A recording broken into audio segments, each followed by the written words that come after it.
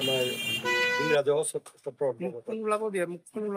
আমাৰ হেৰি 19-11 তাৰিখে আমি দিলোঁ সাধনাবৰী, আহোমগাঁও, টুকটুকি, ৰৌমাৰী বিল, ময়ৰা ধ্বজ, তাৰপিছত বেচামাৰী, শালমবাৰী, তাৰপিছত অকৰাবৰী, তাৰপিছত এইটো হৈছে 150 বিঘা।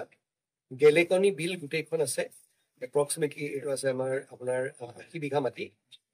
চামগুৰি ৰাজহ চক্ৰৰ অন্তৰ্গত আমি দিছোঁ 3-12। এইটো আছে বেলগুৰি কছাৰীগাঁও বিজিআৰ, এইটো 380 বিঘাৰ উদ্ভিদ আছে। তাৰপিছত ভকতগাঁও বিজিআৰ আছে, ডাক নম্বৰ এইটো 18 বিঘাৰ উদ্ভিদ আছে। সেইখিনি দিয়া হৈছে।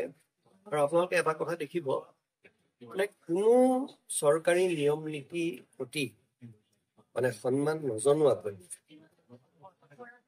চাৰিওপিনে পুখুৰী খান্দি দিছে। পুখুৰী এনেধৰণে খান্দিছে যে জনসাধাৰণে যোৱা ৰাস্তা, ৰাষ্ট্ৰীয় ঘাইপথৰ কাষত থকা আমাৰ গাঁওবিলাকলৈ সোমাই যোৱা ৰাস্তাটোত এনেধৰণে পুখুৰী খান্দিছে যাতে ৰাস্তা এটা ভাল হৈ থাকিব নোৱাৰে। পুখুৰীত গৰাখহনীয়াৰ নিচিনা হয়, সেই ৰাস্তাবোৰ ভাঙিবলৈ ধৰিছে। তেওঁলোকক কিমান কোৱা স্বত্তেও তেওঁলোকে এইবিলাক কথা শুনা নাই। জাননী দিয়া হৈছে। এই গোটেইখিনি পুনৰবাৰ সকলোকে অনুৰোধ জনাইছো।